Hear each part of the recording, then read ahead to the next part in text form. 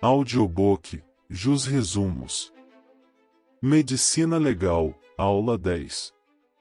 Tanatologia Forense, Exumação e Tempo de Sobrevivência, Parte 10. Sejam muito bem-vindos ao Jus Resumos. Hoje, vamos adentrar mais um aspecto crucial da tanatologia forense, a exumação e a determinação do tempo de sobrevivência. Compreender os procedimentos legais da exumação e como a medicina legal busca estimar quanto tempo uma vítima sobreviveu a uma lesão são elementos essenciais na investigação criminal e na administração da justiça. Preparados para desvendar esses mistérios? Então, sigam conosco. A exumação consiste na retirada de um cadáver já sepultado para fins de exame. Ela pode ser de natureza administrativa, geralmente realizada por questões sanitárias ou administrativas do cemitério. Jurídica, determinada pela autoridade policial ou judicial no curso de uma investigação criminal ou processo judicial, conforme os artigos 163 e seguintes do Código de Processo Penal, CPP. O artigo 163 do CPP estabelece que, em caso de exumação para exame cadavérico, a autoridade competente providenciará a realização da diligência em dia e hora previamente marcados, lavrando-se um auto, relatório, circunstanciado. O administrador do cemitério, público ou particular, é obrigado a indicar o local da sepultura, sob pena de desobediência. Em caso de recusa, falta de indicação ou se o cadáver estiver em local inadequado, a autoridade realizará as pesquisas necessárias, registrando tudo no auto.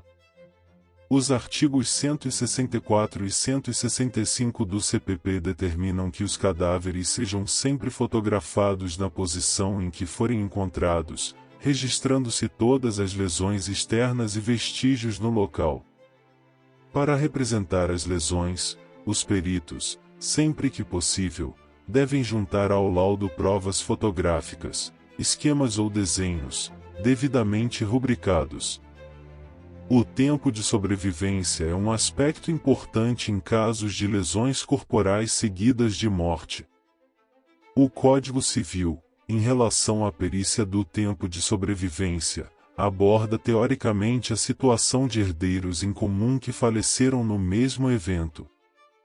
Nesses casos, busca-se provar a premoriência, quem morreu primeiro, ou presume-se a comoriência, morte simultânea. Em medicina legal, a distinção entre morte súbita e morte agônica ou tardia é crucial. A análise das docimases da agonia, que são sinais indicativos do período que antecedeu a morte, pode fornecer informações sobre o tempo de sobrevivência. A análise das lesões em vida e após a morte é fundamental para determinar se um ferimento contribuiu para o óbito ou se ocorreu post-mortem. As características das lesões, como sinais de reação vital, hemorragia, retração de tecidos, podem indicar se foram produzidas quando a pessoa ainda estava viva. As incertezas de Tourdes referem-se às dificuldades em determinar se lesões vitais, ocorridas em vida, foram a causa da morte quando o período entre a lesão e o óbito é muito curto ou circunda o momento da morte. A cronotanatognose é o ramo da tanatologia forense que se dedica ao diagnóstico do tempo de morte, estudando o aparecimento dos fenômenos cadavéricos. Esses fenômenos são classificados em abióticos, vitais ou vitais negativos. Imediatos, perda da consciência, sensibilidade, abolição da motilidade tônus muscular, parada cardiorrespiratória e ausência de atividade cerebral. Mediatos ou consecutivos, evaporação cadavérica, resfriamento cadavérico, talgor mortis, hipóstase, livor mortis e rigidez cadavérica, rigor mortis. Transformativos, destrutivos e autólise, putrefação e maceração. conservadores, mumificação, saponificação, tadipocere, corificação e calcificação. O artigo 162 do CPP estabelece que a autópsia, necropsia, deve ser realizada pelo menos 6 horas após o óbito, salvo se os peritos, pela evidência dos sinais de morte, julgarem que possa ser feita antes, declarando isso no auto. O parágrafo único dispõe que, em casos de morte violenta, pode bastar o simples exame externo do cadáver quando não houver infração penal a apurar ou quando as lesões externas permitirem precisar a causa da morte sem necessidade de exame interno. Hoje, exploramos os procedimentos de exumação no âmbito jurídico e a complexidade da determinação do tempo de sobrevivência em tanatologia forense.